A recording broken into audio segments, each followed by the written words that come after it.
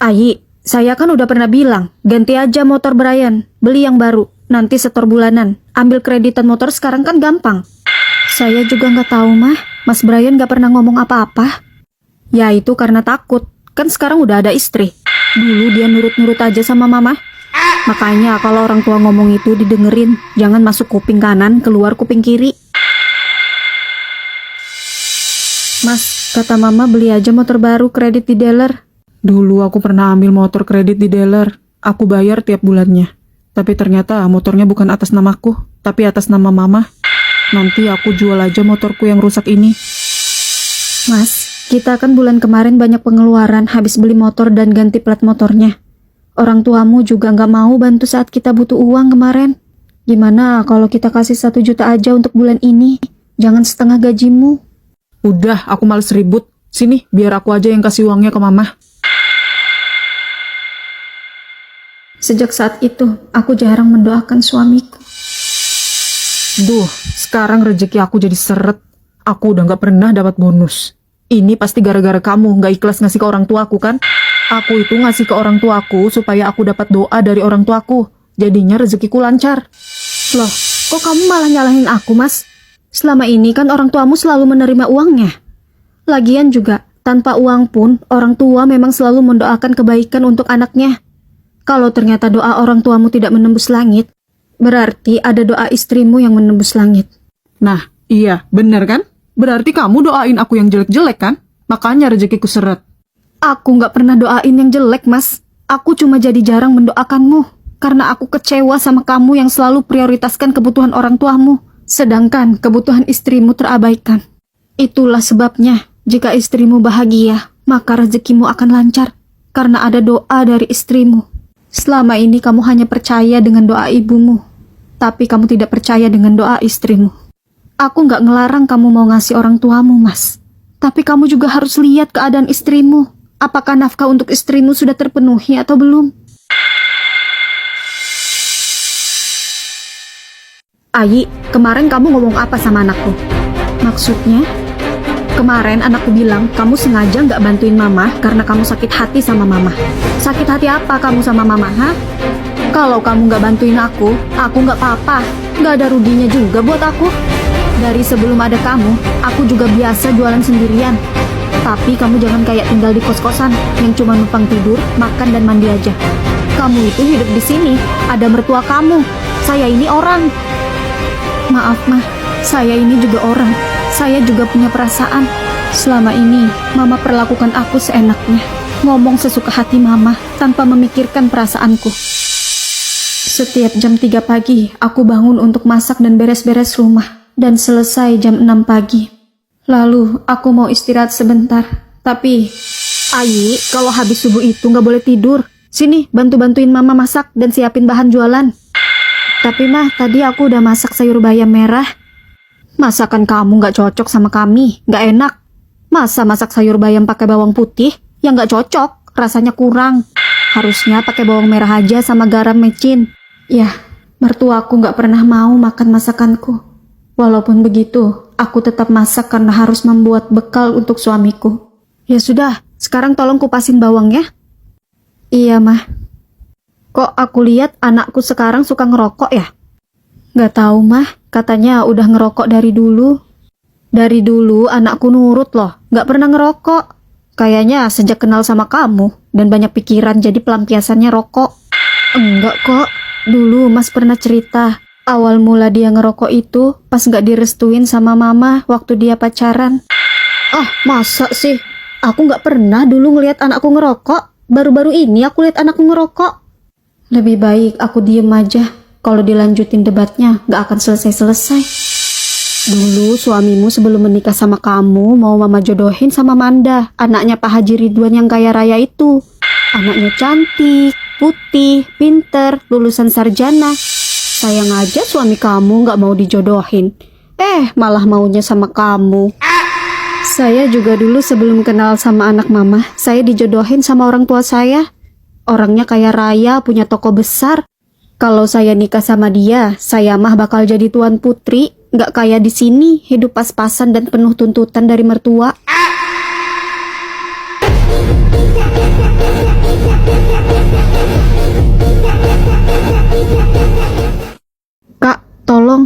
lagi butuh uang untuk bangun rumah. Kakak mau nggak beliin tanah aku yang di Blok C? Duh, maaf kalau kakak lagi nggak ada uang. Kalau Kak Ayi gimana? Bukannya tanah kamu yang itu sertifikat tanahnya kamu gadaikan di bank ya? Iya bener Kak, tapi kakak tenang aja. Paling beberapa bulan lagi hutang aku di bank udah lunas. Setelah aku lunasin nanti, sertifikat tanahnya bakal segera aku kasihkan ke kakak. Kalau kamu ada uangnya, mending beliin aja tanahnya Manda.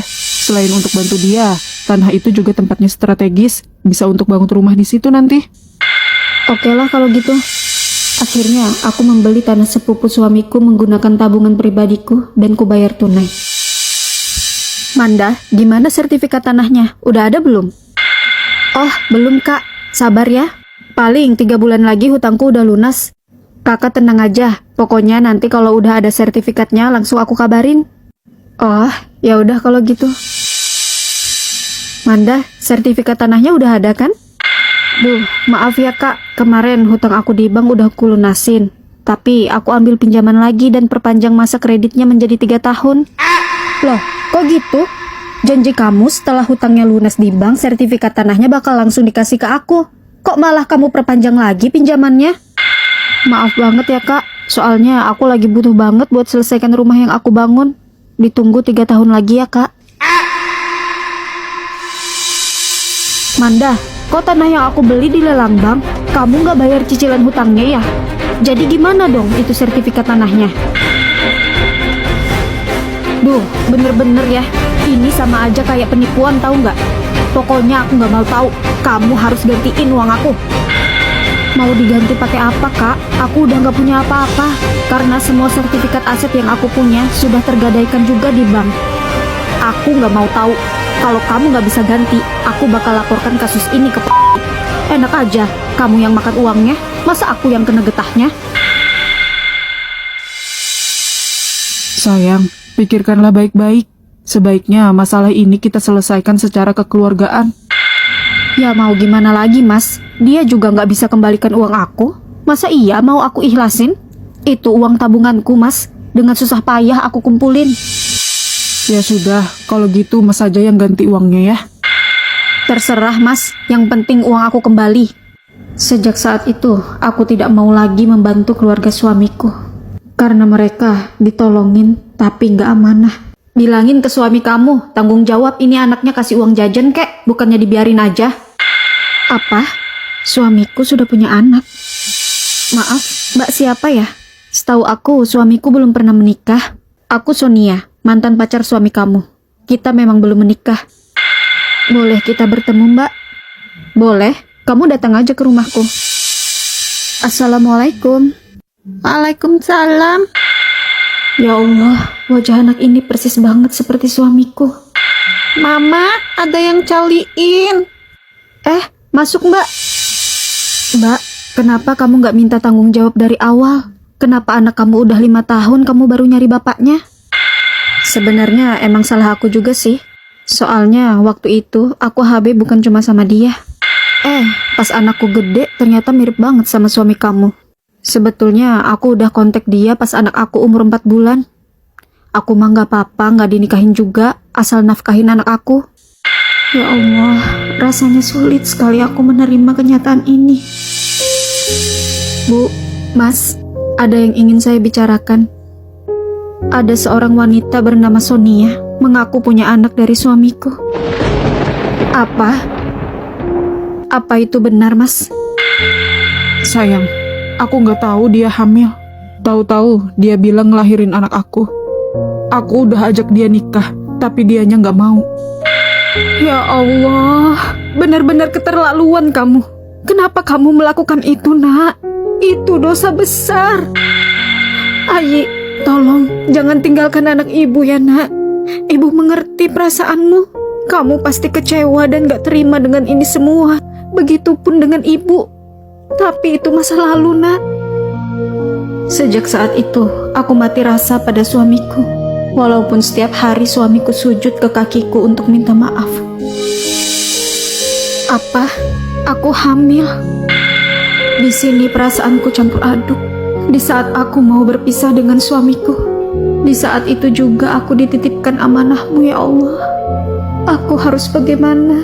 Tolong bilang ke suami kamu, tanggung jawab kasih nafkah anaknya. Hampir setiap hari wanita ini mengirim pesan seperti ini. Akhirnya aku lelah. Mas, kamu nikahin aja Sonia, biar enak kamu nafkahin anak kamu. Enggak, aku nggak mau. Aku nggak cinta sama dia. Aku nggak mungkin duain kamu. Udahlah mas, biar aku aja nanti yang atur pernikahanmu. Sayang, tolong jangan begini. Tolong maafin aku. Itu masa lalu aku. Aku harus gimana? Aku nggak bisa kembali ke masa lalu untuk perbaiki semuanya dan merubah takdir. Udahlah mas, pokoknya aku akan atur pernikahanmu dengan Sonia. Karena aku sudah mati rasa sama kamu mas. Tolong batalkan pernikahan itu ya. Aku nggak bisa. Ya, setiap hari itulah yang diucapkan suamiku. Mas, pernikahanmu 1 minggu lagi. Semuanya udah aku siapkan. Mbak, maaf, batalkan aja pernikahannya. Loh, kenapa mbak? Maaf, aku lagi hamil anak orang. Apa? Alhamdulillah ya Allah. Terus anakmu gimana Sonia? Anakku, aku titip ke rumah mamaku. Kalau suami kamu bertanggung jawab dan mau nafkahin anak aku, kalian bisa berkunjung ke rumah mamaku. Assalamualaikum. Waalaikumsalam. Ibu? Nenek, ada ibu baik yang datang. Silakan masuk nak. Ya, beginilah keadaan ibu nak. Banyak cucu yang harus saya rawat.